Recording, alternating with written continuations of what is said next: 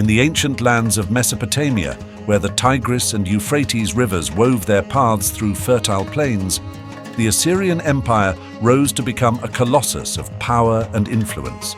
For nearly 2 millennia, from its humble beginnings as a city-state to its zenith as the world's most formidable empire, Assyria's legacy is one of grandeur, innovation, and eventual tragedy. Our tale begins with Tiglath-Pileser III, who ascended to the throne in 745 BC amidst whispers of uncertainty. Was he a usurper or a rightful heir? Regardless, his reign marked a pivotal transformation. Tiglath-Pileser wasn't merely a king, he was a revolutionary, reshaping the Assyrian military into the strongest fighting force of its time. This elite, professional army marched relentlessly across Mesopotamia, conquering from Babylon to Urartu and extending the empire's borders to the Mediterranean Sea. During this period, the Assyrian army was the strongest military power in the world. Tiglath-Pileser's influence extended beyond the battlefield. He introduced Aramaic as the empire's lingua franca, gradually replacing Akkadian and facilitating communication across the vast empire. Following Tiglath-Pileser's death in 727 BC, his son Shalmaneser V took the throne. Unlike his father, Shalmaneser was no master of governance. His harsh rule led to discontent, and he was soon deposed, possibly even assassinated by Sargon II, an enigmatic ruler with a tumultuous rise. Sargon II's reign began amidst unrest. To consolidate his power, Sargon tackled the unfinished military campaigns of Shalmaneser V. His resolution of the siege of Samaria, capital of the Kingdom of Israel, led to the fall of the kingdom and the deportation of nearly 30,000 Israelites, contributing to the legend of the 10 lost tribes of Israel. Despite uprisings in the Assyrian heartland, Sargon II subdued the Levantine kingdoms of Damascus, Hamath, and Arpad in 720 BC. However, his attempt to quell a Babylonian revolt led by Marduk-apla-iddina II was unsuccessful, briefly restoring Babylonian independence. Undeterred, Sargon II sought to expand the empire. Emulating his namesake Sargon of Akkad, he aimed to conquer the known world. In 717 BC, he subdued the economically rich kingdom of Carchemish. In 714 BC, he turned his attention to Urartu, navigating through mountains in modern-day Iran to launch a surprise attack. Though Urartu wasn't fully conquered, Sargon plundered its sacred city, Musasir. From 713 BC, Sargon II began constructing a new capital, Dur-Sharrukin. Although the city was never fully completed, Sargon moved into its palace in 706 BC. In 710 BC, he reasserted control over Babylonia, defeating Marduk-apla-iddina II and reclaiming the city. Sargon's final campaign against Tabal in Anatolia ended with his death in battle, his body lost to the enemy. Sennacherib ascended to the throne following his father's death. His reign was marked by extensive military campaigns and ambitious building projects. Notably, Sennacherib moved the capital from Dur-Sharrukin to Nineveh, abandoning the unfinished city due to the death of Sargon II, perceived as an ill omen. Under Sennacherib, Nineveh blossomed into the largest city in the world, a symbol of Assyrian grandeur and dominance. It was during this period that the Assyrian Empire was at its strongest, with the Assyrian army being the most formidable military force globally. Nineveh's transformation was nothing short of spectacular. Amidst Sennacherib's grand building projects, some tales suggest that the legendary Hanging Gardens of Babylon, one of the 7 wonders of the ancient world, might have been located in Nineveh.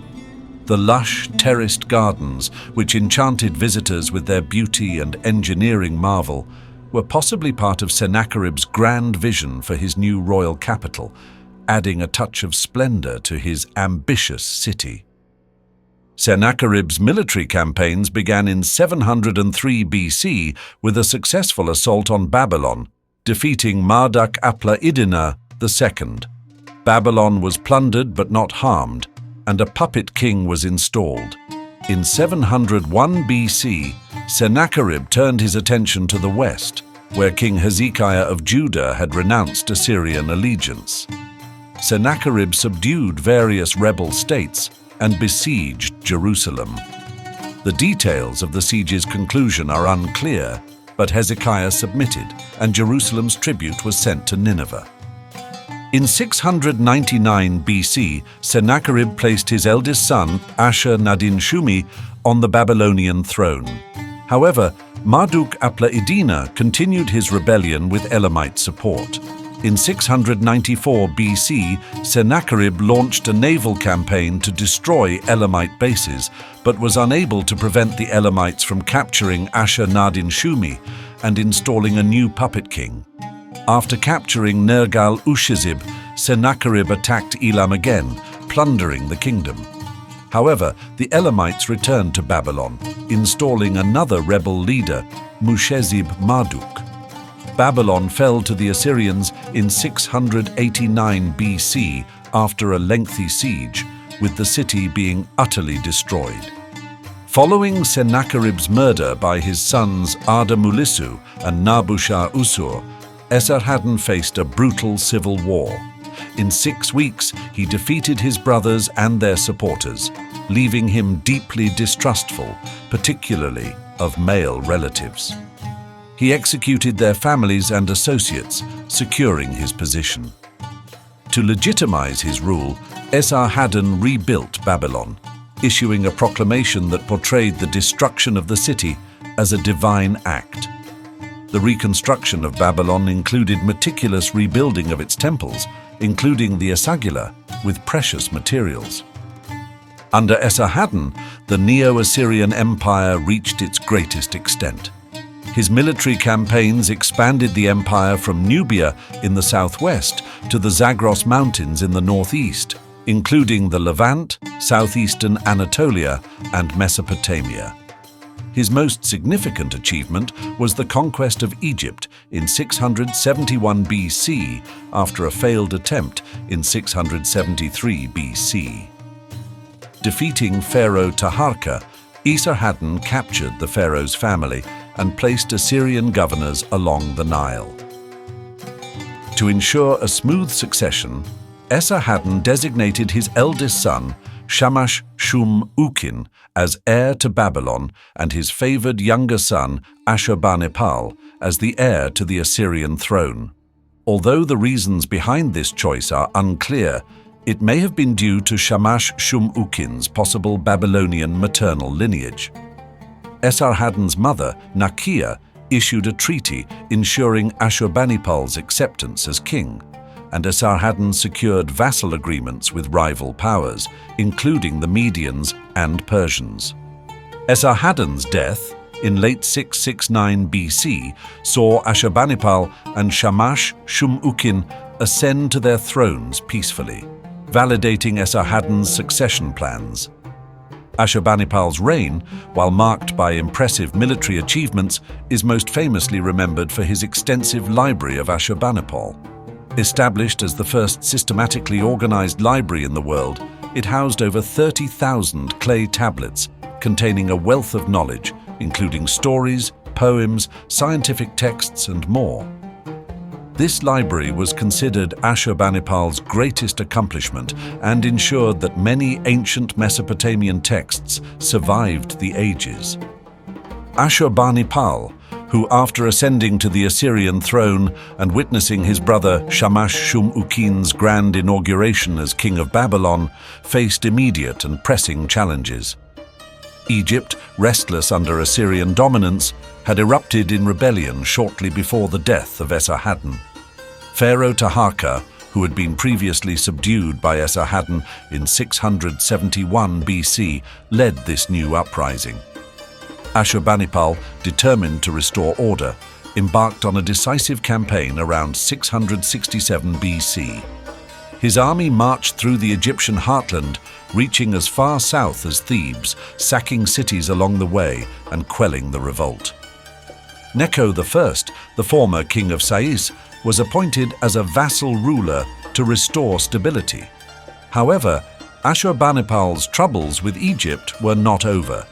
In 665 BC, he was forced to intervene again when Tantamani, Taharka's successor, launched a fresh invasion. Although Egypt remained nominally aligned with Assyria for the remainder of Ashurbanipal's reign, direct control weakened over time, and by his death, Egypt had regained its independence.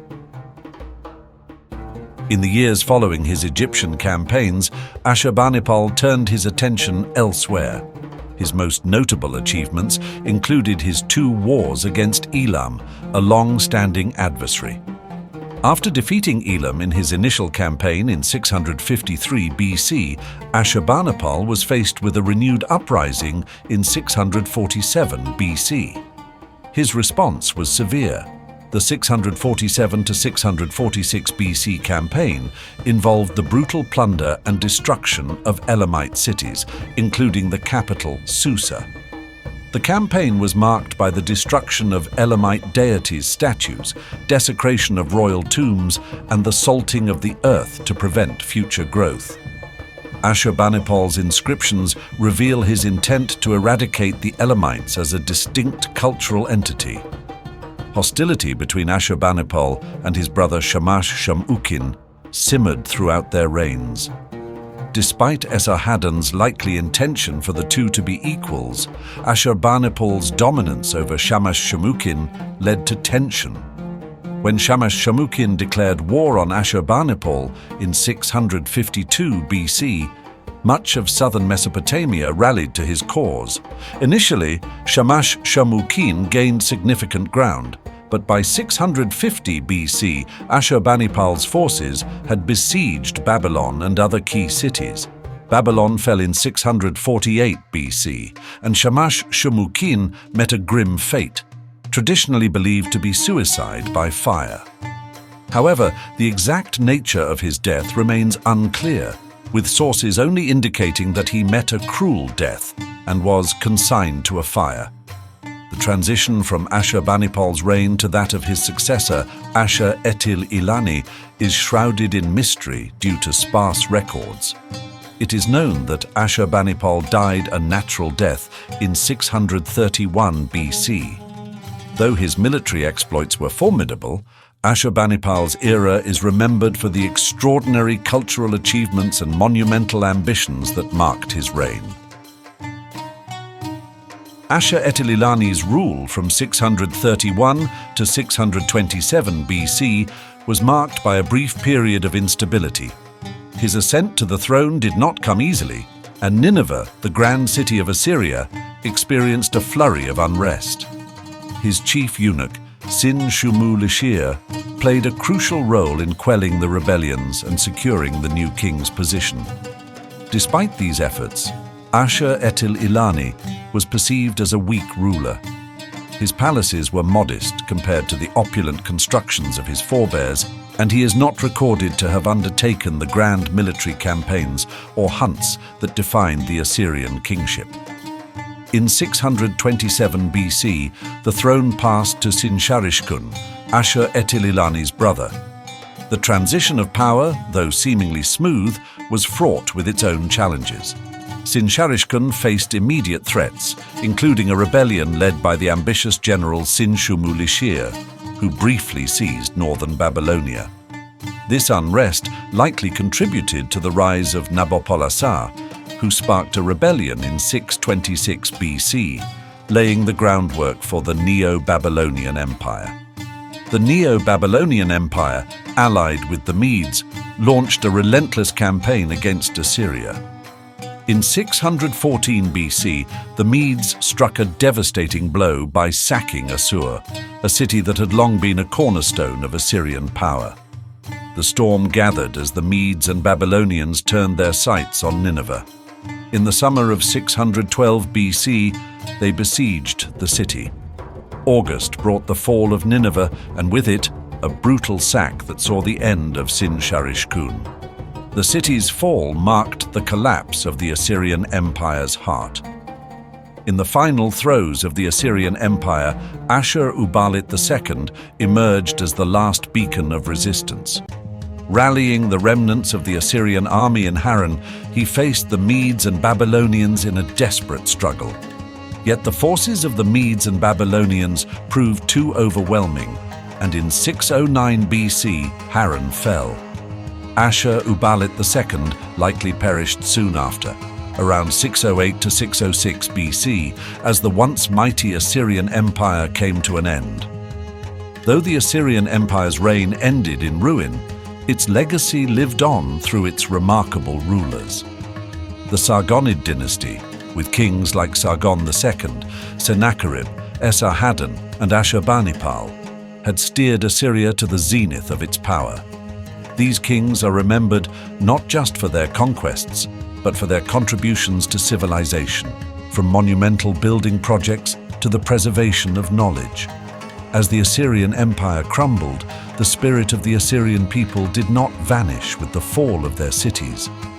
Today, modern Assyrians, descendants of this ancient civilization, continue to carry forward their rich heritage and traditions. Despite facing numerous challenges, they have preserved their language, culture, and identity through the ages. The resilience and enduring spirit of the Assyrian people stand as a living testament to their ancestors' monumental achievements and their indelible mark on history. If you enjoyed this journey through the rise and fall of one of history's greatest empires, be sure to subscribe to my channel for more stories from the ancient world. Hit the notification bell so you don't miss out on future videos. Thanks for watching.